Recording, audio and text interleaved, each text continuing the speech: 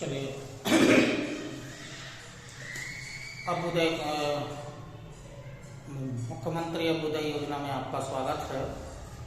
मैं पृथ्वीराज पटेल, जो कि हमें टॉपिक दिए गए हैं वो एथिक्स से संबंधित जो टॉपिक हैं इस सप्ताह के, तो जो पहला वीडियो आपको डाला जा चुका है ऑनलाइन के माध्यम से, और आज जो दूसरा वीडियो जो आपको डाला है वो केस स्टडी से ही संबंधित है।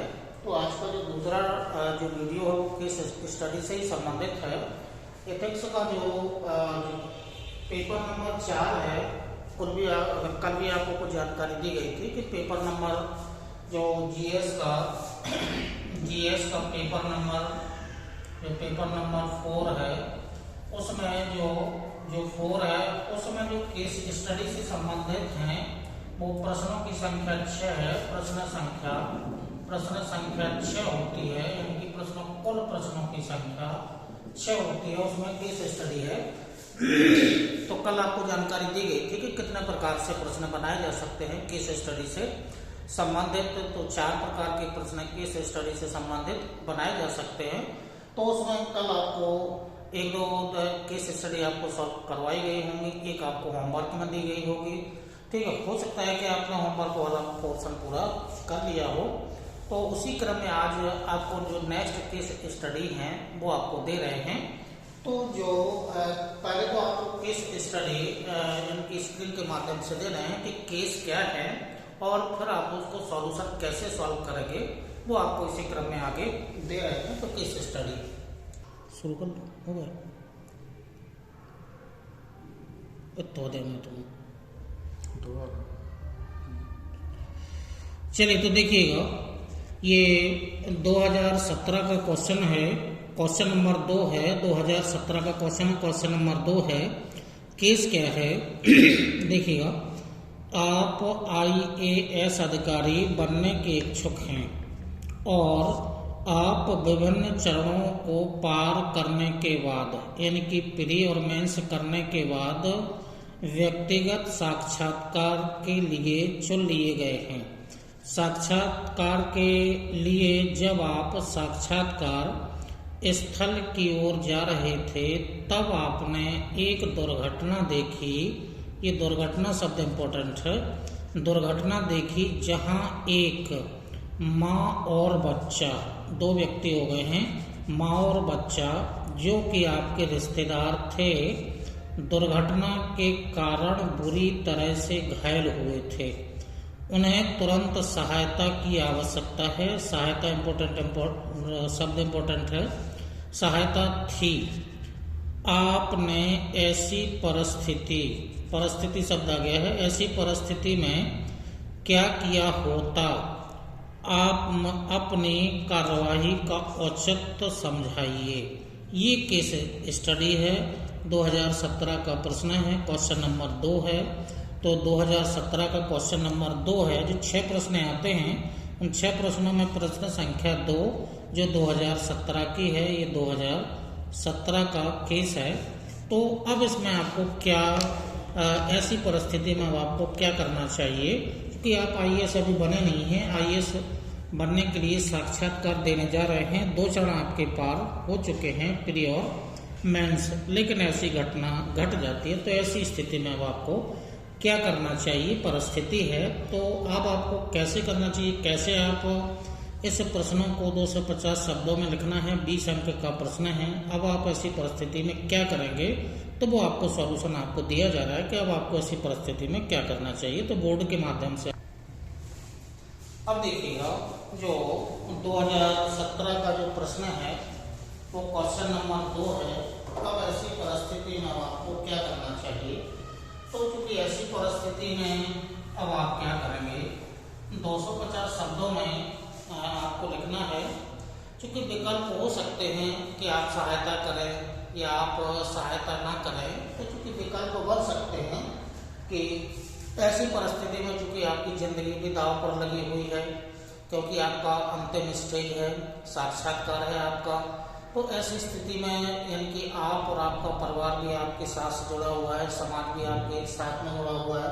तो विकल्प हो सकता है, 2 विकल्प ही हो सकते हैं कि या तो आप घायल जो रिश्तेदार हैं उनकी सहायता ना करें या फिर उनकी सहायता करें। तो दो ही विकल्प बनते हैं कि या तो आप सहायता करें और या आप सहायता ना करें। तो फिर ये आपका जो नैतिक दायित्व है वो उचित नहीं होगा।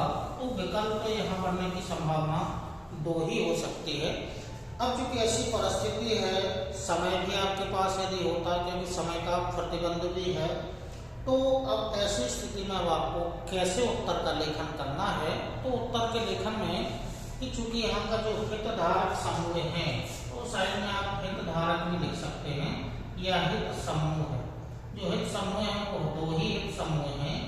जो हित समूह है कि एक तो आप हैं और दूसरा है जो आपके रिश्तेदार हैं या रिश्तेदार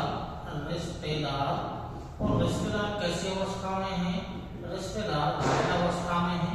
तो हितधारक समूह ऐसे समय दो ही बनते हैं और विकल्प भी दो ही बनेंगे कि आप या तो आप सहायता करें। तो विकल्प भी दो बन सकते हैं। विकल्प भी इसमें दो ही बन सकते हैं कि आप सहायता करें अथवा ना करें या ना करें। तो क्योंकि दोनों प्रश्न के दोनों विकल्पों के उत्तर आपको एक साथ देना है कि चूंकि जो पहला पक्ष है वो ज्यादा इम्पोर्टेंट है कि आपको सहायता करनी होगी। तो हितधारक दो ही बनते हैं और विकल्प भी इसमें दो ही बनते हैं। अब ऐसी स्थिति में अब आपको क्या करना चाहिए। तो अब ऐसी स्थिति में चूंकि पक्ष दो बन रहे हैं तो ऐसी स्थिति में पक्ष दो ही हैं। पक्ष में एक तो मैं बनेगा पक्ष और दूसरा घायल रिश्तेदार बनेंगे जो कि हितधारक हैं। घायल रिश्तेदार बनेंगे। ये दो पक्ष हैं। तो पक्ष दो ही बन रहे हैं। एक तो आप हैं और दूसरा जो परिस्थिति बनी है उसमें घायल रिश्तेदार हैं। अब ऐसी परिस्थिति में चूंकि आपका निजी और सामाजिक हित भी इसमें जुड़ा हुआ है, निजी और सामाजिक, ऐसी परिस्थिति में सामाजिक मुद्दा भी है और साथ में निजी मुद्दा भी है। तो ऐसी परिस्थिति में आप यानी कि जो शुरुआत आप जो प्रश्न के आंसर की आप शुरुआत करेंगे तो पक्ष से आप करेंगे कि मैं हूँ और मेरे घायल रिश्तेदार हैं। अब ऐसी स्थिति में चूंकि आपकी जो प्राथमिक कार्य बनता है कि आपको ऐसी परिस्थिति में अब आपको उनकी सहायता करनी है। क्योंकि एक तो सामाजिक मुद्दा जुड़ा हुआ है और साथ में निजी सामाजिक और निजी मुद्दा के साथ में दोनों के बीच में एक द्वंद्व भी है। सामाजिक मुद्दा और दूसरा सामाजिक मुद्दे को हटाइए, सामाजिक और निजी द्वंद्व है। आप और समाज के प्रति दोनों के बीच की वार्तालाप है। तो शुरुआत आपको मैं और मेरे घायल रिश्तेदार क्योंकि दोनों के बीच में एक सामाजिक मुद्दा भी जुड़ा हुआ है। तो अब आप ऐसी परिस्थिति में जो आपका जो दायित्व बनता है वो हम आपको पॉइंट के रूप में समझा दे रहे हैं, बाकी की थ्योरी के रूप में आप लिख सकते हैं। तो जो दायित्व है, आपका जो दायित्व है रिश्तेदार के प्रति, घायल के प्रति और समाज के प्रति, तो आपका जो दायित्व बनता है कि आप ऐसी परिस्थिति में आप क्या क्या कर सकते हैं या आपको ऐसी परिस्थिति में क्या करना चाहिए। तो ऐसी परिस्थिति में अब आपको क्या करना चाहिए। तो ऐसी परिस्थिति में चूंकि पहला तो कार्य ये है कि एक तो घायल माँ है, घायल दोनों हैं, चूंकि घायल माँ प्लस बच्चे को प्राथमिक उपचार, ये तो दायित्व सभी का बनता है। प्राथमिक उपचार उपलब्ध कराना चाहिए, प्राथमिक उपचार उपलब्ध कराना चाहिए। पहला दायित्व तो आपका यही बनता है कि ऐसी परिस्थिति में घायल माँ और बच्चे को प्राथमिक उपचार की व्यवस्था तो आपको करनी ही चाहिए। तो प्राथमिक उपचार का प्रबंध आपको करना ही चाहिए। और इसी के साथ में जब आपने प्राथमिक उपचार बच्चे और माँ को दे दिया है तो दूसरा दायित्व आपका बनता है कि चिकित्सा हेतु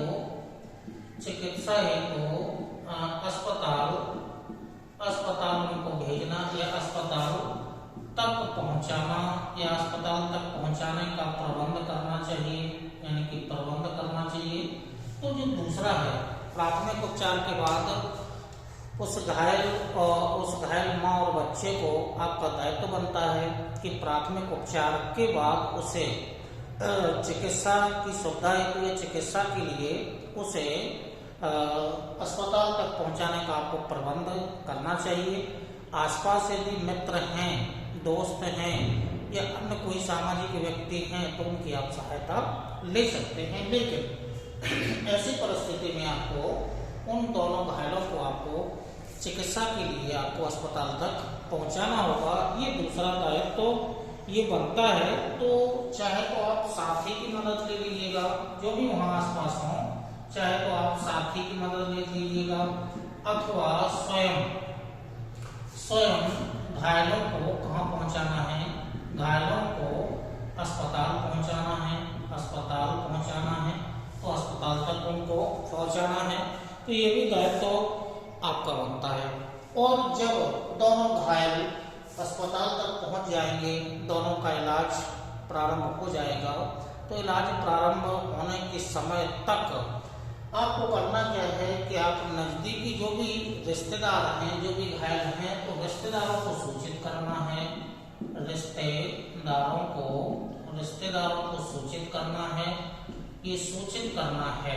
यहाँ तक कार्य आपका, यानी कि चिकित्सा तक आपका ये कार्य कर लिया जाएगा। और इसके बाद उपचार प्रारंभ करवाकर फिर आप साक्षात्कार के लिए जाएंगे। तो जो अगला जो क्रम बनता है कि बाद में ये पूरा कार्य किया जाएगा, तो बाद में साक्षात्कार के लिए जाएंगे, आप साक्षात्कार के लिए जाएंगे। तो ये तो आपका दायित्व बनता है कि जो घायल है उनका उपचार प्रारंभ हो जाएगा, रिश्तेदारों को सूचित कर दिया जाएगा। यहाँ तक आपका दायित्व बनता है। तो इसी दायित्व के साथ अब आपका जो अगला चरण होगा, अब आपको यानी कि यहाँ तक आपका दायित्व पूरा हो जाएगा। अब अगले चरण में ये होगा कि अब आपको अगला चरण हो, अब यहाँ से आप ऐसा कर सकते हैं कि जितना आपका दायित्व है ये आपका दायित्व पूरा हो जाएगा, ये दायित्व आपका पूरा हो जाएगा। ठीक है, इतने पॉइंटों में आपका दायित्व बनता है कि आप ऐसी स्थिति में आपको ये कार्य करना होगा। ये तो आपका दायित्व बनता है समाज के प्रति भी। क्योंकि ये जो मानवीय सेवा है, मानव कल्याणकारी जो सेवा है या जो मानव कल्याण है, वो यहाँ पर आपका समाया हुआ है। आपका तो कल्याण बाद में देखा जाएगा, पहले भी मानव कल्याण करना है, इतने कार्य आप कर सकते हैं। अब इसके बाद आपका दायित्व पूरा हो जाएगा। इसके बाद जो आपका साक्षात्कार के लिए आप जा रहे हैं, समय चूंकि हो सकता है कि समय ज़्यादा लग सकता है, तो आप विलंब से साक्षात्कार के लिए पहुंच सकते हैं। तो विलंब की स्थिति में तो अब यदि विलंब होता है तो विलंब की स्थिति में हो सकता है कि आपको देर हो जाए या विलंब हो जाए। तो विलंब की स्थिति में ठीक है, आप आयोग को घटना के बारे में जानकारी देंगे। क्योंकि हो सकता है कि ऐसी स्थिति में इतना कार्य करने में आपको विलंब भी हो सकता है, आप लेट पहुंच सकते हैं। तो आयोग में जैसे आप पहुंचेंगे, तो जैसे ही आपका नंबर आएगा, तो ऐसी स्थिति में आप आयोग की जो वहाँ पर 4-5 लोगों की जो टीम बैठी होगी, उसको आप जो भी घटना घटी है या जो परिस्थिति आपके साथ बनी है, इसकी जानकारी आप आयोग के सदस्यों को, अध्यक्ष सहित आप सदस्यों को दे सकते हैं कि ऐसी ऐसी स्थिति बनी है। और ऐसी स्थिति में आयोग को जानकारी देने के बाद, अवगत कराने के बाद आयोग निर्णय लेगा कि चूंकि आपने कार्य मानव कल्याणकारी कार्य किया है, जनहित में कार्य किया है, समाज के हित में कार्य किया है, तो आयोग ऐसी स्थिति में निश्चित है कि आपको साक्षात्कार की अनुमति दे देगा। तो जब साक्षात्कार की अनुमति दे देगा तो आप पूरी क्षमता से साक्षात्कार को देंगे, साक्षात्कार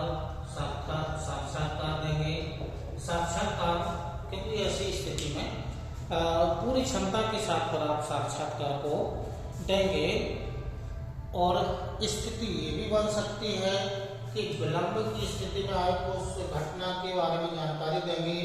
आयोग दो प्रकार के निर्णय ले सकता है, या तो साक्षात्कार की अनुमति दे देगा या फिर अनुमति नहीं देगा।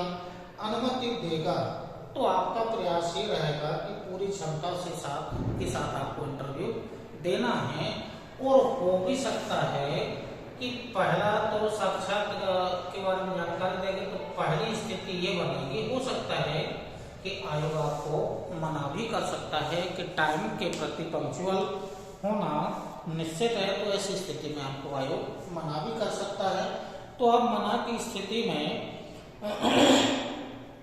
ऐसा करेंगे, तो जब मना ही कर देगा तो फिर क्या है कि अगले वर्ष पूर्ण प्रयास करेंगे। तो अगले वर्ष, ठीक है, अगले वर्ष पूर्ण प्रयास करेंगे।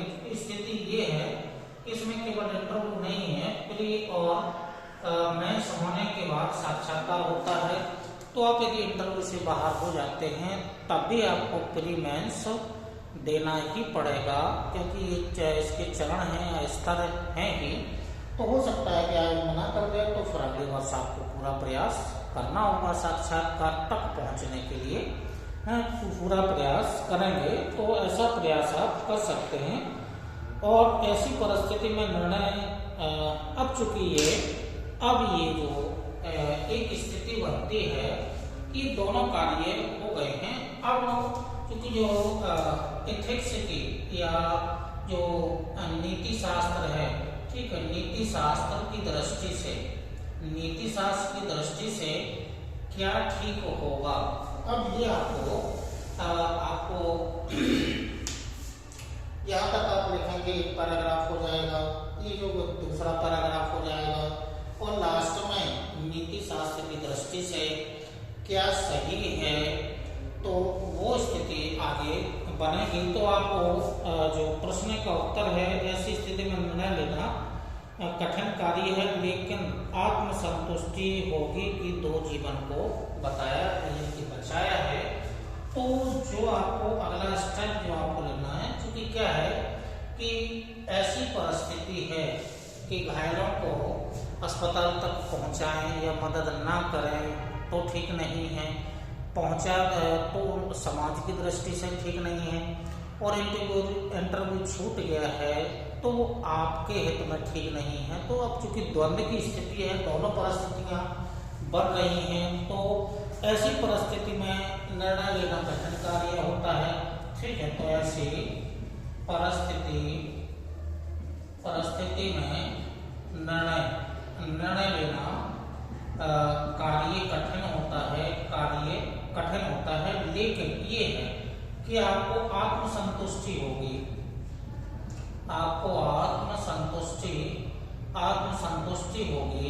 कैसे होगी कि आपने दो जीवन को बचाया है। ये आत्मसंतुष्टि आपके अंदर जीवन भर रहेगी। जीवन भर यदि आप सहायता नहीं करेंगे और विपरीत स्थिति बन जाती है तो आपको जीवन में कभी भी आत्मसंतुष्टि नहीं होगी। ऐसी घटना आपके जीवन में हमेशा याद आती रहेगी। तो कम से कम पहला जो कार्य हुआ है नीति शास्त्र की दृष्टि से कि आपको होगी क्या, आपको आत्म संतुष्टि होगी। साक्षात्कार है, बाहर हो गए हैं तो अगले प्रयास आप कर सकते हैं। आपके अटेम्प्ट अभी बचे होंगे तो आगे भी, क्योंकि आपका एक स्तर बन चुका है तो आप निश्चित है कि अगले प्रयास में इंटरव्यू तक पहुंच जाएंगे। तो क्योंकि आपने 2 जीवन को बचाया है तो ऐसे आपको आत्मसंतुष्टि होगी, क्योंकि मानव जीवन रक्षा सर्वोपरि है। अगला नीति शास्त्र की दृष्टि से मानव जीवन रक्षा कैसी है? सर्वोपरि है। क्योंकि आप अभी IAS अधिकारी नहीं बने हैं, इससे पहले भी आपको जो कार्य मिला है वो भी समाज से ही जुड़ा है, मानव कल्याणकारी कार्य ही आपको मिला है। IAS बनने के बाद भी वही आपको कार्य करना होगा, मानव कल्याण करना ही होगा, जन कल्याण का कार्य करना ही होगा।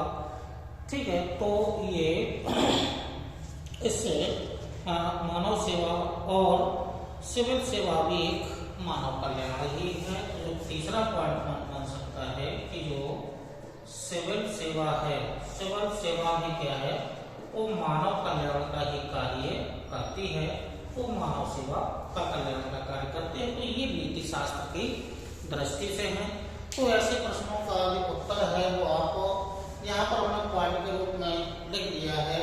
ऐसी कहानी आपको बना करके पहला पैराग्राफ हो गया है, दूसरा पैराग्राफ हो गया है और अंत में नीति शास्त्र की दृष्टि से जो केस स्टडी दी गई है उसमें आपकी दृष्टि से जब आप प्रश्न का उत्तर लिखेंगे तो ये आत्मसंतुष्टि हो गया, मानव जीवन रक्षा हो गया है और सिविल सेवा मानव कल्याण कार्य ही होता है। तो ये इसमें एथिक्स ऐसे इस स्टडी में एथिक्स समाहित है।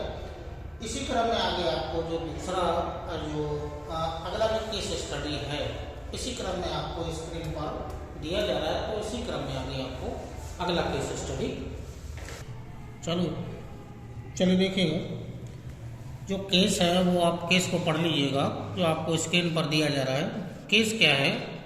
प्रश्न 2019 में आया हुआ है। पहला प्रश्न है, प्रश्न क्या है? प्राकृतिक आपदा से जुड़ा हुआ प्रश्न है। प्रश्न है, गंभीर प्राकृतिक आपदा से प्रभावित एक क्षेत्र में आप बचाव कार्य का नेतृत्व कर रहे हैं।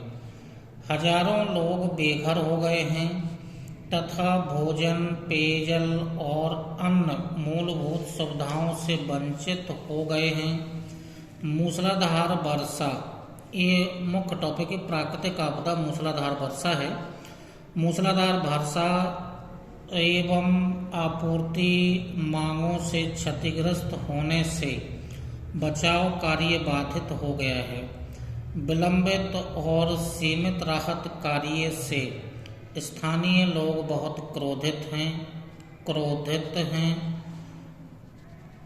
जब आपका दल प्रभावित क्षेत्र में पहुंचता है तब लोग दल के कुछ सदस्यों पर हमला बोल देते हैं, यहाँ तक कि उनकी पिटाई भी कर देते हैं। आपके दल का एक सदस्य गंभीर रूप से घायल भी हो जाता है। संकट की इस स्थिति में दल के कुछ सदस्य अपने जीवन को खतरे में डर से आपसे आग्रह करते हैं कि बचाव कार्य रोक दिया जाए। इस विषम परिस्थितियों में आपकी क्या अनुक्रिया? ये पॉइंट इम्पोर्टेंट, बस इसी पर आंसर आपको देना है। अनुक्रिया होगी एक लोक सेवक। ये स्पष्ट हो गया है कि जो आपको जो बचाव कार्य का नेतृत्व कर रहे हैं तो नेतृत्वकर्ता में आप एक लोक सेवक हैं। लोक सेवक के उन गुणों का परीक्षण कीजिए जो ऐसी परिस्थिति को या स्थिति को संभालने के लिए आवश्यक है। ये केस स्टडी है, 2019 का प्रश्न है, प्रश्न संख्या 1 है। अब ऐसी परिस्थिति में अब आपकी क्या क्या अनुक्रिया होगी, क्या आपके एथिक्स की दृष्टि से विशिष्ट गुण होंगे और क्या निष्कर्ष निकलेगा। तो अब इसका आंसर 250 शब्दों में अब आपको कैसे लिखना है, तो पॉइंट के रूप में हम आपको बोर्ड पर बता दे रहे हैं या डायग्राम के माध्यम से कौन कौन से पॉइंट इंपॉर्टेंट होंगे जो थ्योरी बना करके आप उसको लिख सकते हैं। तो ये प्राकृतिक आपदा है, तो इसी क्रम में आगे आपको बोर्ड के माध्यम से बता रहे हैं।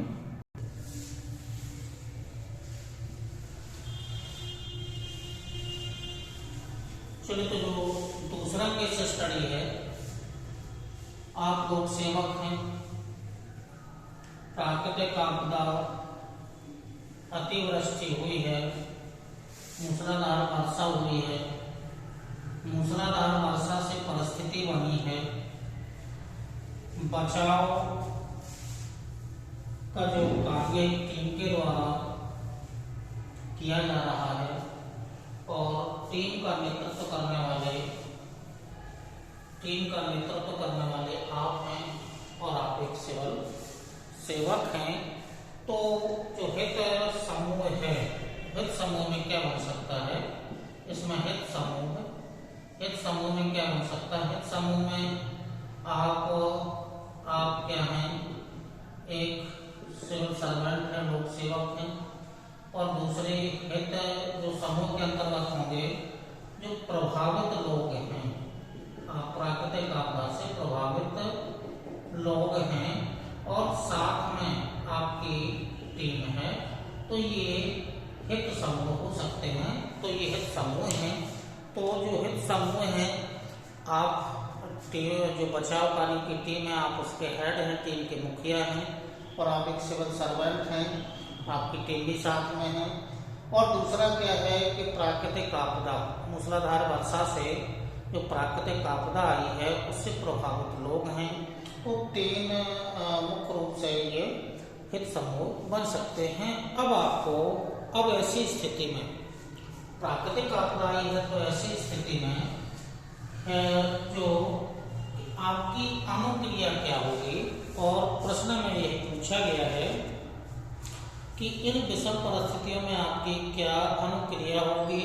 एक तो अनुक्रिया से है, और आप लोक सेवक होंगे कि उन गुणों का परीक्षण कीजिए उस स्थिति को संभालने में। तो लोक सेवक की स्थिति में क्या गुण, तो लोक सेवक के गुण और उसकी अनुक्रिया, यहाँ से दो प्रश्न जुड़े हुए हैं। यानी कि लोक सेवक की एक तो है अनुक्रिया क्या होगी, और दूसरा क्या है लोक सेवक के जो ऐसी परिस्थिति को संभालने के गुण क्या होंगे। इन दो प्रश्नों के आंसर आपको देना है कि आप एक लोक सेवक की दृष्टि से आपके अनुक्रिया, ऐसी परिस्थिति में आपकी कौन कौन सी प्रतिक्रियाएं होंगी ऐसे बाढ़ प्रभावित क्षेत्र में, और दूसरा क्या है कि इस परिस्थिति को संभालने के लिए एथिक्स की दृष्टि से कौन कौन से गुण एक लोक सेवक में होना चाहिए। तो जो पहला जो प्रश्न का आंसर है वो अनुक्रिया से जुड़ा होगा। तो अनुक्रियाएं आपकी क्या क्या हो सकती हैं, तो पहला तो प्रश्न का आंसर अनुक्रिया से होगा। अनुक्रिया क्या होगी, चूंकि अशांत क्षेत्र है, भीड़ जो वहाँ बाढ़ प्रभावित क्षेत्र में जो भीड़ है वो भी उग्र है, अशांत क्षेत्र हो गया है और भीड़ भी उग्र है।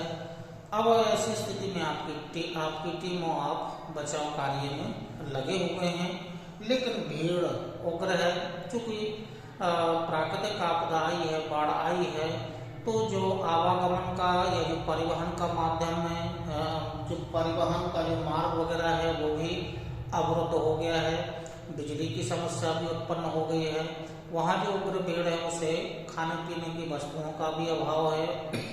तो ऐसी परिस्थिति में उग्र परिस्थिति है, अशांत क्षेत्र है, उग्र वातावरण है, तो ऐसी परिस्थिति में आपकी अनुक्रिया क्या होनी चाहिए, तो अनुक्रिया ये होना चाहिए कि आपको विचारशील, प्रभावशील और मानवीय, पहला जो होगा विचारशील,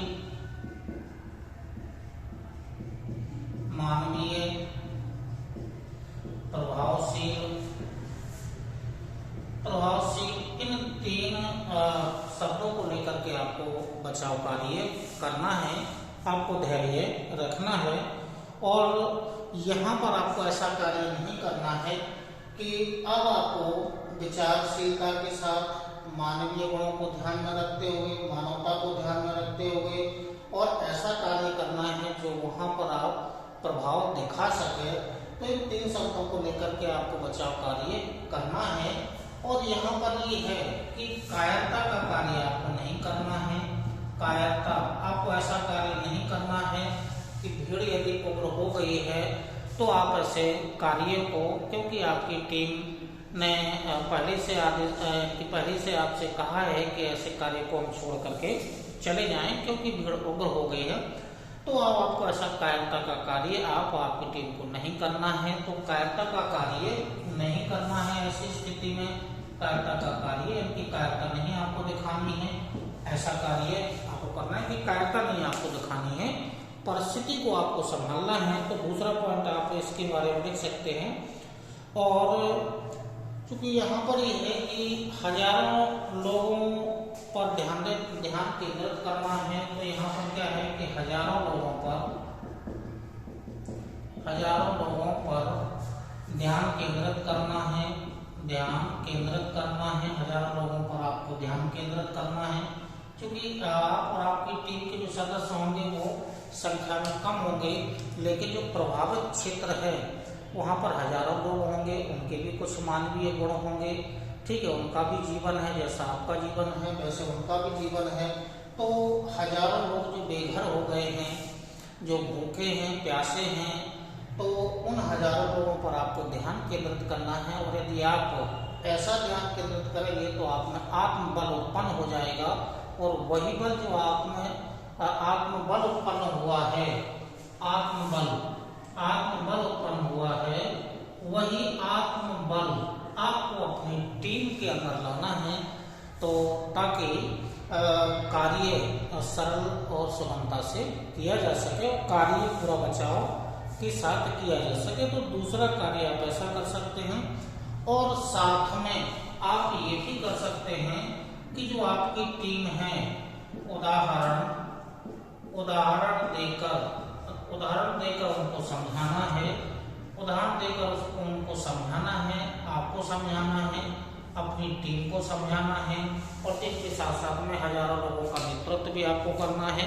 तो उदाहरण प्रस्तुत करके, यदि पिछले वर्ष कोई ऐसी घटना घटी हो तो उसका उदाहरण आप प्रस्तुत कर सकते हैं, या फिर कभी भी पूर्व में जो भी घटनाएं घटी हों, जो चर्चित रही हों, उनका उदाहरण प्रस्तुत करके आप आत्मबल में वृद्धि, आप स्वयं के आत्मबल में वृद्धि और टीम के आत्मबल में वृद्धि कर सकते हैं, और साथ में हजारों लोगों को भी आत्मबल दे सकते हैं।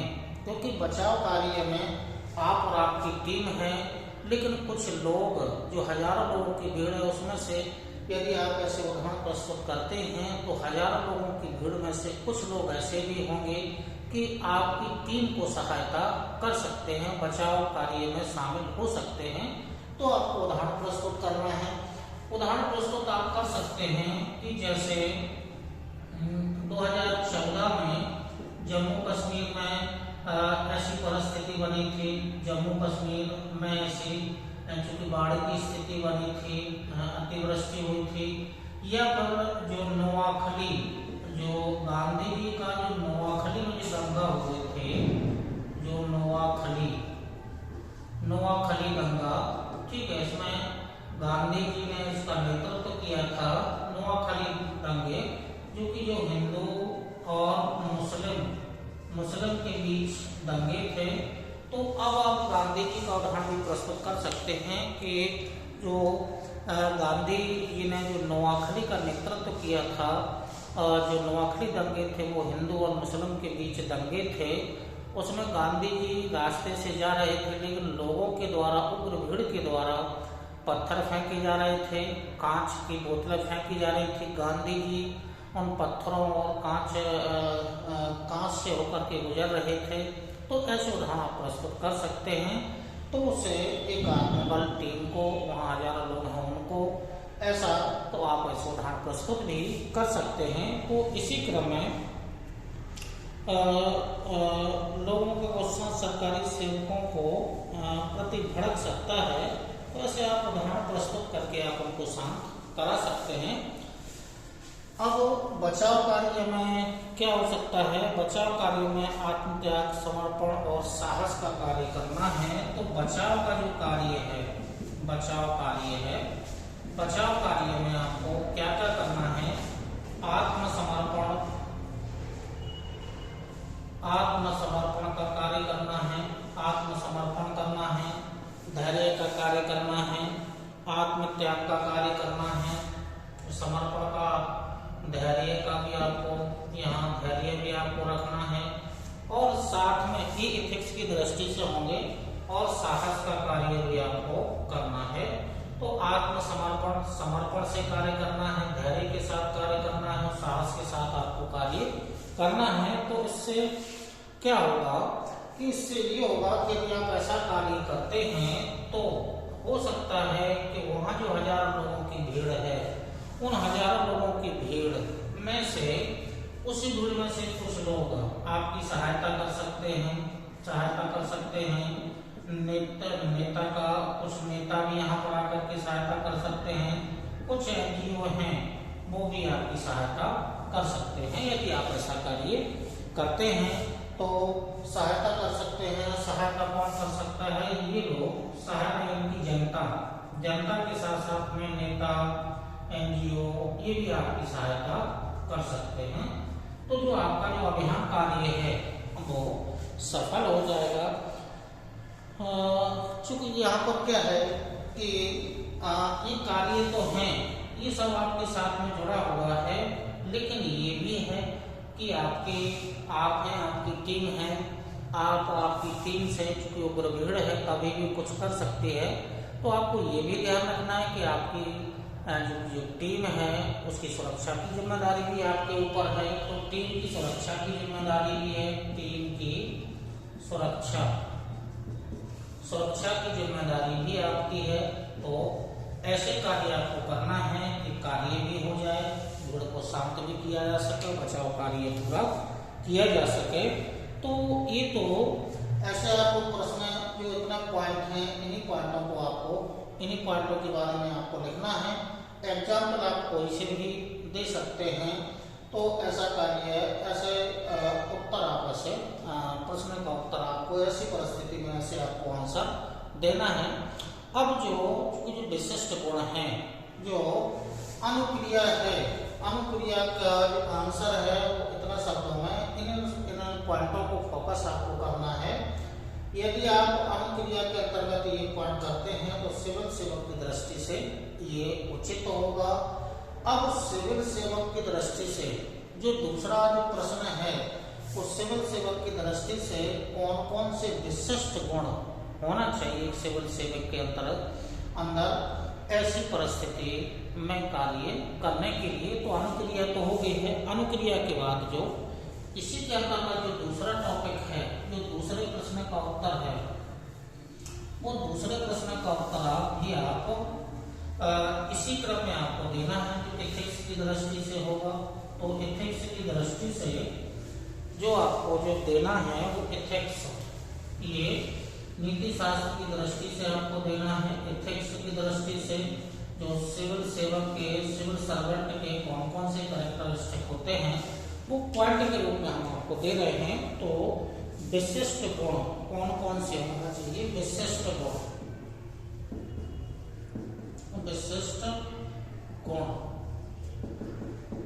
एक सिविल सर्वेंट के कौन कौन से विशिष्ट गुण होना चाहिए वो पॉइंट के रूप में आप पॉइंट के रूप में दे रहे हैं। बाकी का विस्तार आप कर लेंगे कि आपको कैसे लिखना है। तो सेवा की भावना होनी चाहिए, ठीक है। पहला पॉइंट है सेवा भावना, सेवा की भावना होना चाहिए, एक पॉइंट हो गया है, ठीक है। पॉइंट के बारे में आपको और जानकारी दे देंगे। सेवा की भावना होना चाहिए क्योंकि आप एक सिविल सर्वेंट हैं। नेतृत्वकर्ता की भावना है कि नेतृत्वकर्ता यानी कि नेतृत्व, जो आपके अंदर नेतृत्व की क्षमता भी होना चाहिए, यानी कि नेतृत्व की क्षमता भी आपके अंदर होना चाहिए। तो नेतृत्व की क्षमता एक विशिष्ट गुण हो गया है। अगले इसी क्रम में सहानुभूति, क्योंकि परिस्थिति जैसे बनाएगी वैसे ही सहानुभूति, वैसे ही एथिक्स के जो कैरेक्टरिस्टिक हैं वो सामने आएंगे। तो सहानुभूति इसमें आ रही है, तो सहानुभूति का गुण एक विशिष्ट गुण हो जाएगा। साथ में अनुनय की क्षमता, अनुनय अनुनय की शक्ति या क्षमता, आपके अंदर ये होना चाहिए। अनुनय की क्षमता या शक्ति एक सिविल सर्वेंट के अंदर होना चाहिए, क्योंकि परिस्थिति ऐसी बनी है, उग्र भीड़ की स्थिति है, तो अपना अनुनय की क्षमता भी होना चाहिए। और धैर्य और मानसिक संतुलन, क्योंकि परिस्थिति ऐसी बन रही है, तो धैर्य और प्लस मानसिक संतुलन की स्थिति भी होनी चाहिए। ठीक है, तो ये विशिष्ट गुण हैं। तो जो दूसरा है विशिष्ट गुण जो एथिक्स की दृष्टि से है, सेवा की भावना आपके अंदर होना चाहिए। तो सेवा की भावना ये है कि जनता के प्रति आपको जनता के प्रति आपको समर्पण करना चाहिए। और जनता के प्रति उच्च समर्पण का मतलब है कि आपके उच्च अधिकारियों ने आपको जो कार्य दिया है उसे ठीक तरीके से करने का कार्य आपको करना चाहिए। तो आप उच्च अधिकारियों की सहायता भी ऐसी स्थिति में आप ले सकते हैं। तो सेवा की भावना जनता के प्रति आप में होना चाहिए, उनकी उच्च समर्पण का भाव उसमें होना चाहिए। तो यहाँ पर जो समर्पण, जनता के प्रति उच्च समर्पण, जनता के प्रति उच्च समर्पण, समर्पण की भावना होनी चाहिए। तो इसके बारे में आप लिख सकते हैं। अब जो दूसरा विशिष्ट गुण है नेतृत्व की क्षमता, तो आप में नेतृत्व की क्षमता होनी चाहिए। तो व्यक्तिगत साहस भी आप में होना चाहिए, व्यक्तिगत साहस और प्लस दृढ़ संकल्प भी आप में होना चाहिए। कि एथिक्स की दृष्टि से है, क्योंकि क्या है कि उग्र भीड़ है, हजारों लोगों की भीड़ है, इसमें कुछ भीड़ को उकसाने वाले भी होंगे, कुछ भीड़ को शांत करने वाले भी होंगे परिस्थिति को देख करके। लेकिन ऐसी दोनों स्थितियों में आपको व्यक्तिगत साहस रखना है, साथ में दृढ़ संकल्प भी आपको रखना है। तो आपके अंदर हजारों भीड़ों का नेतृत्व, आपकी टीम का नेतृत्व तो आप कर ही रहे हैं साथ साथ में। क्योंकि क्या है कि टीम में जो स्टडी में दिया गया, जो किस स्टडी में है कि आपकी टीम के कुछ लोगों ने आपसे आकर कहा है कि भीड़ उग्र हो गई है, एक लोग हेड हो गए हैं, तो अब ऐसी स्थिति में हमें इस कार्य को छोड़कर चले जाना चाहिए। तो ऐसी स्थिति में आपको टीम का नेतृत्व करना है। टीम के नेतृत्व में आपको व्यक्तिगत साहस तो रखना ही है, साथ में दृढ़ संकल्प भी रखना है। तो अपनी टीम का नेतृत्व करने की क्षमता एक सिविल सर्वेंट में होनी चाहिए। अगला जो विशिष्ट गुण है वो है सहानुभूति। सहानुभूति, तो आपके अंदर सहानुभूति, सिविल सर्वेंट के अंदर सहानुभूति और संवेगात्मक वृद्धि भी होनी चाहिए। सहानुभूति, संवेगात्मक वृद्धि भी होनी चाहिए। क्योंकि सहानुभूति का मतलब ये होगा कि जो बाढ़ की स्थिति बनी है या जो अतिवृष्टि हुई है उसके कारण लोगों ने कई घंटों से या हो सकता है कई दिनों से भोजन नहीं किया हो, रहने के लिए उन्हें आवास नहीं हो, तो भीड़ का तो है ही कि भीड़ तो उग्र होगी ही। तो वो भी आपको सहानुभूति उनके प्रति, हजारों लोगों के प्रति सहानुभूति आपके अंदर होनी चाहिए। क्योंकि जीवन आपका भी है, जीवन उनका भी है, जीवन आपकी टीम का भी है, हजारों लोगों का भी जीवन है, जीवन सभी का एक ही है। तो जीवन एक मूल्य है। तो चूंकि अब आपको ऐसी परिस्थिति में कार्य आपको करना है, सिविल सर्वेंट है आप। और अगला जो विशिष्ट गुण है अनुनय की क्षमता, यह शक्ति आप में होना चाहिए। आपका जो नेतृत्व है, हजारों लोगों का नेतृत्व और टीम का नेतृत्व करने की क्षमता होनी चाहिए। तो ऐसी चूंकि भीड़ उग्र हो गई है, तो अब आपको एक सिविल सर्वेंट का काम होता है, उसके अंदर ऐसी क्षमता विकसित होनी चाहिए कि जो हजारों लोगों की जो उग्र भीड़ हो गई है उसको समझाने की आप में क्षमता होनी चाहिए। और क्षमता ऐसी होनी चाहिए कि जो उग्र भीड़ है वो आपकी बातों को सुने और सुन करके जो उग्रता का जो कार्य किया जा रहा है वो कार्य करने से वो लोग मना कर दें या बंद कर दें। तो ऐसी क्षमता आप में होनी चाहिए, अनुभव की क्षमता भी आप में होनी चाहिए। और धैर्य और मानसिक संतुलन तो आपको रखना ही है, तो आपकी टीम को और आपको धैर्य, मानसिक और संतुलन और धैर्य तो आपको रखना ही है, क्योंकि ऐसी स्थिति में आपको तीव्र चिंतन की आवश्यकता होगी, विचारशीलता की आवश्यकता होगी और विचारशील मूल्यांकन भी आपको ऐसी स्थिति में करना है। तो ये विशिष्ट गुण है कि सिविल सर्वेंट के ऐसी परिस्थिति में, जो केस है, ऐसी परिस्थिति में ये परिस्थितियां बनती हैं। तो ऐसी परिस्थिति में आपके सिविल सर्वेंट के कौन कौन से गुण होने चाहिए, और ये दूसरा पैराग्राफ हो जाएगा। और लास्ट में आपको निष्कर्ष के रूप में चूंकि जो लिखना है वो संवेदनशीलता और सहानुभूति, एट लास्ट में ये पैराग्राफ चेंज करके एट लास्ट में संवेदनशीलता और सहानुभूति, ये इन शब्दों के साथ आपको पैराग्राफ को और निष्कर्ष को, केस स्टडी का उत्तर आपको संवेदनशीलता और सहानुभूति के साथ आपको अपने उत्तर को समाप्त करना है। तो लगभग 250 शब्द से और ज्यादा भी आप इसमें आंसर आप लिख सकते हैं। तो ऐसी परिस्थिति में जो केस दिया गया है उसमें पहले तो सिविल सर्वेंट की अनुक्रिया क्या होगी, और जो दूसरा है उसके सिविल सर्वेंट के विशिष्ट गुण कौन कौन से हैं, इनके साथ आपको प्रश्न का उत्तर देना है। इसी क्रम में जो केस स्टडी है वो जो अगला केस स्टडी है, इसी क्रम में आपको अगला प्रश्न केस स्टडी के रूप में दे रहे हैं।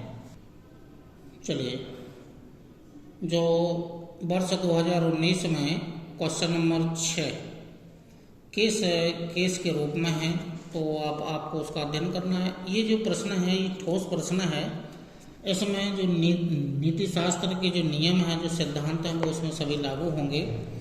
प्रश्न क्या है, भारत में हाल के समय में बढ़ती चिंता रही है कि प्रभावी सिविल सेवा नैतिकता, आचरण संहिताओं, पारदर्शिता उपायों, नैतिक एवं शुचिता व्यवस्थाओं तथा भ्रष्टाचार निरोधी अभिकरणों को विकसित किया जा सके।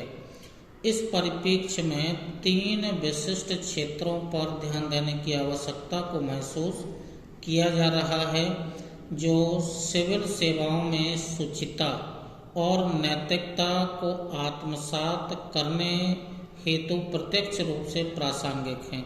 क्षेत्र क्या है? यह क्षेत्र निम्नलिखित हैं। 3 प्रश्न दिए गए हैं, 3 के उत्तर आपको देना है। एथिक्स की दृष्टि से आपको देना है।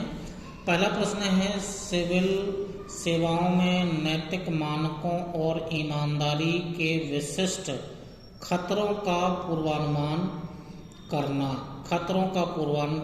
पहला प्रश्न है। सिविल सेवकों की नैतिक सक्षमता को सशक्त करना। और जो तीसरा प्रश्न दिया गया है, सिविल सेवाओं में नैतिक मूल्यों और ईमानदारी की अभिवृद्धि के लिए प्रशासनिक प्रक्रियाओं एवं प्रथाओं का विकास करना। 3 प्रश्न आपको दिए गए हैं, ठोस रूप में प्रश्न है। उपरोक्त 3 मुद्दों का हल निकालने के लिए संस्थागत उपाय सुझाइए। एथिक्स का प्रश्न है, थ्योरी से जोड़ा गया है। तो इस 3 प्रश्नों का उत्तर कैसे दिया जाएगा, ये हम आपको शॉर्ट रूप में फॉर्मेट बना करके दे रहे हैं, बाकी लिखने का काम आपका रहेगा। तो इन 3 प्रश्नों का उत्तर कैसे दिया जाएगा, ये फॉर्मेट केवल हम आपको एक डायग्राम बनाए दे रहे हैं, उसके अंतर्गत आपको लिखना है। तो इसी क्रम में आपको डायग्राम बोर्ड पर दे रहे हैं।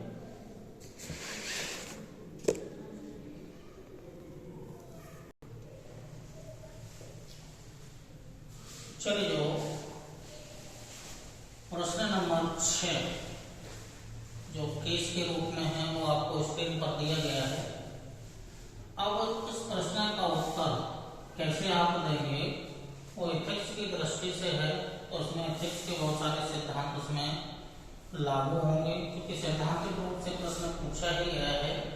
तो इसमें एथिक्स का सहारा आपको लेना होगा। एथिक्स के टॉपिक जो पहले आपको पढ़ाए गए हों, जो एथिक्स के टॉपिक हैं, लाल फीताशाही क्या है, जो पारदर्शिता क्या है, जवाबदेहीता क्या है, इंटीग्रिटी क्या है, सत्यनिष्ठा, रुचि, ये जो टॉपिक आपको पहले आपको दिए गए हों, ऑफलाइन क्लास में दिए गए हों या ऑनलाइन क्लास में आपको दिए गए होंगे, थ्योरी के रूप में आपको पहले पूरी जानकारी दे दी गई होगी।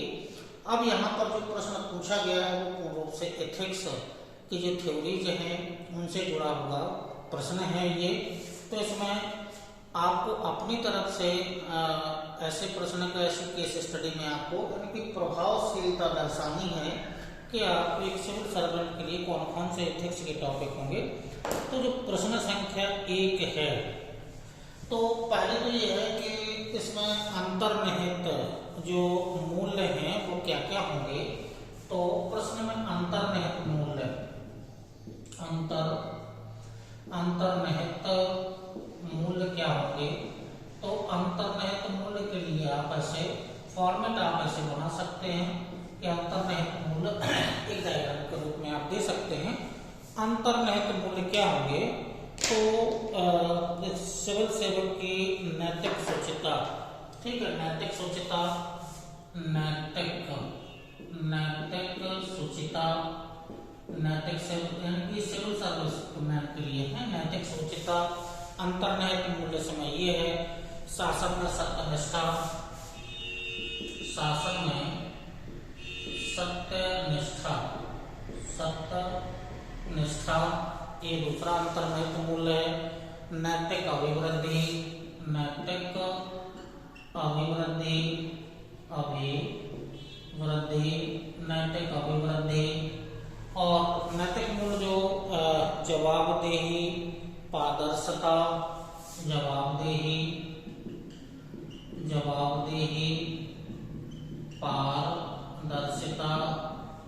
पारदर्शिता। और जो नैतिक मूल्य नागरिक भागीदारी, नागरिक भागीदारी, ये प्रश्न में अंतर्निहित मूल्य होंगे। जो अंतर्निहित मूल्य है, जो केस स्टडी है उसमें अंतर्निहित मूल्य ये होंगे। जो केस स्टडी में जो आपको ठोस प्रश्न दिया गया है, नैतिक सोचिता, शासन में सत्यनिष्ठा, नैतिक अभिवृद्धि, जवाबदेही, पारदर्शिता और नागरिक भागीदारी, ये प्रश्न में अंतर्निहित मूल्य होंगे जो एथिक्स की दृष्टि से आपको देना है इनके बारे में जानकारी। तो अंतर्निहित मूल्यों के बारे में जानकारी आपको पूरी नहीं देना है, ऐसा फॉर्मेट आपको बना देना है, ऐसा डायग्राम आपको बना देना है कि ये अंतर्निहित मूल्य प्रश्न में समाहित हैं। अब जो प्रश्न दिए गए हैं वो 3 प्रश्न दिए गए हैं। 3 प्रश्नों के उत्तर आप कैसे देंगे। तो जो पहला प्रश्न है सिविल सेवा में, जो पहले प्रश्न का उत्तर है, जो पहले प्रश्न का उत्तर है उसमें क्या क्या आपको देना है। जो पहला प्रश्न दिया गया था सिविल सेवा में नैतिक मानकों तथा शुचिता हेतु विभिन्न विशिष्ट खतरों का पूर्वानुमान करना, ठीक है। तो पूर्वानुमान करना, तो पहले वाले प्रश्न में आप क्या क्या डाल सकते हैं। पहले प्रश्न का उत्तर देने के लिए हम आपको केवल फॉर्मेट बना दे रहे हैं कि आप क्या क्या डाल सकते हैं। तो पहले प्रश्न को आपको सॉल्व करने के लिए उसमें तो लाल फीताशाही, जो लाल फीताशाही, ये जो लाल फीताशाही जो सिविल सर्वेंटों में फैली हुई है, इसके लाल फीताशाही पर आपको नहीं चलना है, या जो सिविल सर्वेंट है वो लाल फीताशाही पर नहीं चलेंगे। लाल फीताशाही को समाप्त करके जनता के प्रति समर्पण करना है और साथ में जन कल्याण या मानव कल्याणकारी आपको कार्य करना है, लाल फीताशाही का कार्य नहीं करना है। तो पहला टॉपिक लाल फीताशाही, और दूसरा गोपनीयता की संस्कृति, गोपनीयता की जो संस्कृति जो पहले से भरी हुई है, गोपनीयता की संस्कृति। तो लाल फीताशाही को समाप्त, लाल फीताशाही पर नहीं आपको चलना है, इसके बारे में आप लिख सकते हैं। दूसरा है गोपनीयता की जो संस्कृति जो सिविल सेवकों में ब्रिटिश काल से समाई हुई है वो नहीं करना है। इस संस्कृति को आपको तोड़ना है, खुलेपन के रूप में आना है, पारदर्शिता के रूप में आपको आना है। तो गोपनीयता की संस्कृति को समाप्त करना है तो गोपनीयता की संस्कृति यानी कि जो भी निर्णय होंगे वो पारदर्शी होने चाहिए, यानी कि जो भी इसमें निर्णय होंगे निर्णय आपको पारदर्शी लेना है और निर्णय जो दिया है उसका कारण भी आपको देना है। तो लालफीताशाही को समाप्त करना है, लालफीताशाही पर नहीं चलना है।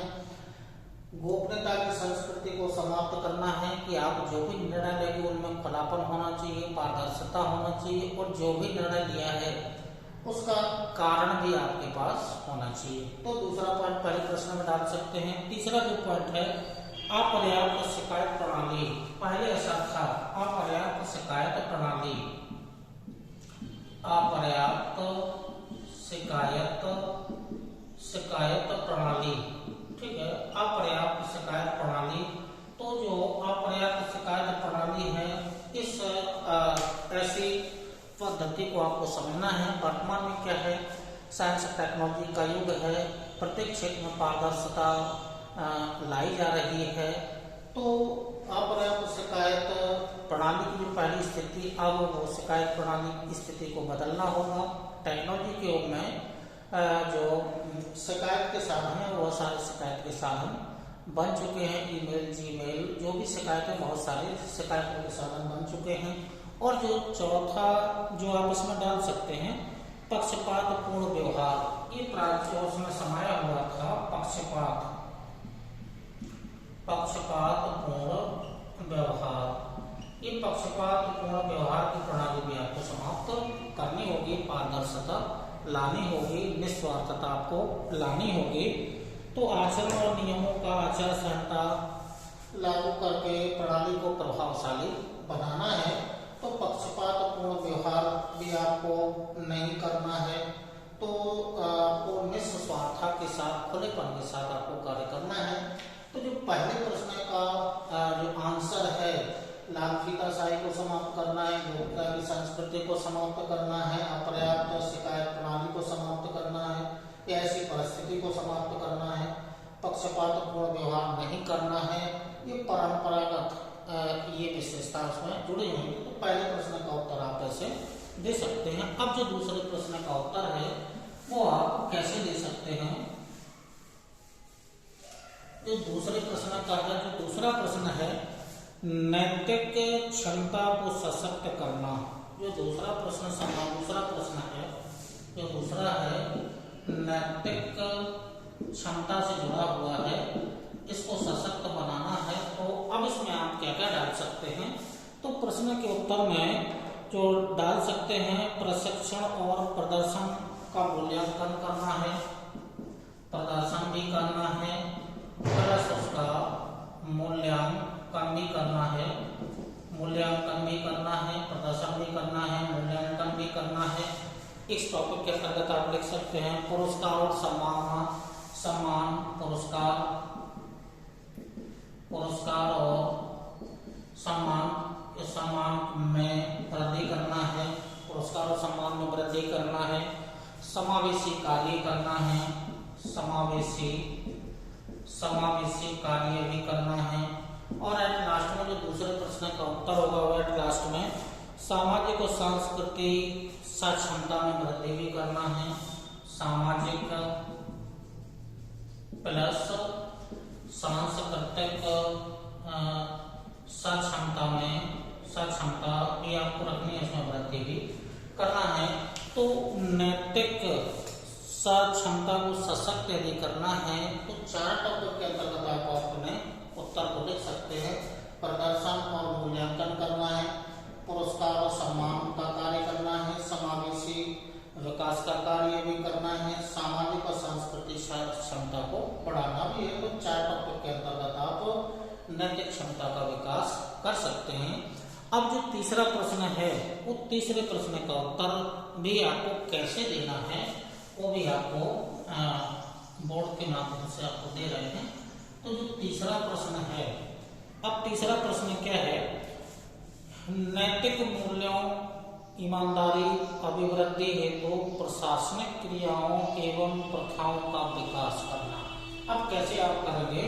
तो जो तीसरे प्रश्न का उत्तर है वो आप फॉर्मेट बना करके आपको दे रहे हैं, बाकी की आपको थ्योरी सिद्धांत वगैरह पहले आपको दे दिए गए थे। अब कैसे आपको लिखना है, कैसे आप इसका विकास करेंगे, तो इसका विकास आप कैसे करेंगे, तो एक फॉर्मेट के रूप में आपको दे रहे हैं कि इनके अंतर्गत आप अपने उत्तर को लिखना है। भ्रष्टाचार को कम करना, भ्रष्टाचार को कम करना, इसके अंतर्गत आप लिख सकते हैं भ्रष्टाचार कैसे कम किया जा सकता है। जवाबदेहिता को बढ़ाना, यानी कि जवाबदेही को बढ़ाना, जवाबदेही को बढ़ाना, इसके अंतर्गत आप लिख सकते हैं मानव संसाधन का प्रबंधन करना, शिक्षा स्वास्थ्य इनका प्रबंधन करना, तो मानव संसाधन का प्रबंध करना, ये मानव संसाधन इंपॉर्टेंट टॉपिक है। और लास्ट में आचार संहिता के नियमों का पालन करना, आचार संहिता के नियम, आचार संहिता के नियम के 4 टॉपिक के अंतर्गत जो प्रश्न संख्या 3 है उसका आप उत्तर दे सकते हैं। उसका उत्तर इन टॉपिक के अंतर्गत आप दे सकते हैं। भ्रष्टाचार को कम करना, जवाबदेही को बढ़ाना, मानव संसाधन का प्रबंधन करना, आचार संहिता के नियमों का पालन करना या करवाना। तो ऐसे आप नैतिक मूल्यों, ईमानदारी और प्रशासनिक क्रियाओं प्रथाओं का विकास कर सकते हैं। तो इन 4 टॉपिक के अंतर्गत आप अपने उत्तर को समाप्त कर सकते हैं। तो ये जो केस स्टडी आपको दी गई है, आज का जो टॉपिक था वो केस स्टडी नंबर 2, इसमें आपको 3 केस स्टडी के बारे में आपको जानकारी दी गई, कैसे आप प्रश्न के उत्तर को लिखेंगे। और इसी क्रम में हो सकता है कि हम आपको एक होमवर्क के रूप में प्रश्न केस स्टडी भी आपको दे सकते हैं। तो इसी क्रम में आपको केस स्टडी, चलिए देखिएगा, जो आपको होमवर्क के रूप में दिया जा रहा है, ये प्रश्न आपको होमवर्क के रूप में दिया जा रहा है। केस स्टडी है 2018 एथिक्स का जो पेपर है, 4 पेपर है, उसमें 2018 में क्वेश्चन नंबर 2 है। 2018 का क्वेश्चन नंबर 2 है। क्या प्रश्न केस दिया गया था, अपने मंत्रालय में एक वरिष्ठ अधिकारी होने के नाते आपकी पहुंच महत्वपूर्ण नीतिगत निर्णयों तथा आने वाली बड़ी घोषणाओं जैसे सड़क निर्माण परियोजनाएं तक जनता के अधिकार क्षेत्र में जाने से पहले हो जाती है। मंत्रालय एक बड़ी सड़क निर्माण योजना की घोषणा करने वाला है, जिसके लिए खाके तैयार हो चुके हैं, इनकी ब्लूप्रिंट तैयार हो चुका है। नियोजकों ने इस बात का पूरा ध्यान रखा है कि सरकारी भूमि का अधिक से अधिक उपयोग किया जाए, ताकि निजी भूमि का कम से कम अधिग्रहण करना पड़े। मुद्दा अधिग्रहण से जुड़ा हुआ है, केस अधिग्रहण से संबंधित है। निजी भूमि के मालिकों के लिए क्षतिपूर्ति कंपनसेशन की दरें भी सरकारी नियमों के अनुसार निर्धारित कर ली गई हैं। निर्वनीकरण कम से कम हो, यानी कि पर्यावरण सघनता का वनीकरण का पूरा ध्यान रखा गया हो, इसका भी ध्यान रखा गया है। ऐसी आशा है कि परियोजना की घोषणा होते ही उस क्षेत्र और आसपास के क्षेत्र की भूमि की कीमतों में भारी उछाल आएगी। इसी बीच संबंधित मंत्री ने आपसे आग्रह किया है कि सड़क का पुनः संरेखण इस प्रकार किया जाए जिससे सड़क मंत्री के 20 एकड़ के फार्म हाउस के आसपास के पास से निकले। इसके साथ ही मंत्री ने यह भी सुझाव दिया कि वह आपकी पत्नी के नाम प्रस्तावित बड़ी सड़क परियोजना के आसपास एक बड़ा भूखंड प्रचलित दरों पर जो कि नाम मात्र ही है, क्रय करने में सहायता करेंगे। मंत्री ने आपको यह भी विश्वास दिलाने का प्रयास किया कि इसमें कोई नुकसान नहीं है, क्योंकि भूमि वैधानिक रूप से खरीदी जा रही है। वह आपसे यह भी वादा करता है कि यदि आपके पास पर्याप्त धनराशि नहीं है तो उसकी पूर्ति में भी आपकी सहायता करेगा। लेकिन सड़क के पुनः संरेखण में बहुत सी कृषि योग्य भूमि का अधिग्रहण करना पड़ेगा, जिससे सरकार पर काफी वित्तीय भार पड़ेगा तथा किसान भी विस्थापित होंगे। केवल यही नहीं, इसके चलते बहुत सारे पेड़ों को भी कटवाना पड़ेगा, जिससे पूरे क्षेत्र का हरित आवरण समाप्त हो जाएगा। अब ये तो केस स्टडी दी गई है। अब आगे क्या है, जो प्रश्न दिया गया है, इस परिस्थिति का सामना होने पर आप क्या करेंगे? विभिन्न प्रकार के हित द्वंद्वों का समालोचनात्मक गुण और दोष दोनों देना है। परीक्षण कीजिए तथा स्पष्ट कीजिए कि एक लोक सेवक होने के नाते आपका दायित्व क्या है। 250 शब्दों में आपको प्रश्न लिखना है। ये आपको केस स्टडी दी गई है, तो इसी केस स्टडी के साथ में आपको चूंकि प्रश्न का उत्तर 250 शब्दों में लिखना है, तो ये हम आपको जो केस स्टडी के रूप में आपको दे रहे हैं, होमवर्क के रूप में दे रहे हैं। चलिए तो दोस्तों, जो आपको 2018 एथिक्स का पेपर नंबर 4 उसमें प्रश्न नंबर जो 2 आया था, वो केस स्टडी आपको स्क्रीन पर दे दिया है। ये हम आपको होमवर्क के रूप में दे रहे हैं। आप लोक सेवक होने के नाते कौन कौन से कार्य करेंगे, चूंकि समस्याएं जुड़ी हुई हैं। मंत्री जी हैं, आप लोक सेवक हैं, वनों से भी जुड़ा हुआ प्रश्न है, भूमि अधिग्रहण से जुड़ा भी प्रश्न है, कृषि योग्य भूमि से जुड़ा हुआ प्रश्न है। तो ऐसे बहुत सारे मुद्दे केस स्टडी में समाहित हैं। अब आप एक लोक सेवक हैं, आप हैं, आपके ऊपर का मंत्री आप पर दबाव बना रहा है। दूसरी तरफ आपको चूंकि वनों का आवरण भी देखना है, पारिस्थितिकी पर्यावरण पर भी ध्यान देना है, और साथ में जो कृषि योग्य भूमि है उसका अधिग्रहण करने से संबंधित भी मामला है। तो वैसे बहुत सारे समाहित मुद्दे हैं इसमें, तो इनको आप एक लोक सेवक की दृष्टि से आपको प्रश्न का उत्तर देना है। तो ये उत्तर आपको देना है। तो इसी क्रम में जो भी नेक्स्ट टर्म पर जो भी केस स्टडी या जो भी अभी टॉपिक्स से सबसे बचे हुए हैं उनसे संबंधित टॉपिक दिए जाएंगे। तो इसी क्रम में भी आपको ऑनलाइन वीडियो जब तक बोर्ड की परीक्षाएं चल रही है तब तक ऑनलाइन वीडियो आपको दिए जाते रहेंगे। तब तक के लिए नमस्कार, धन्यवाद।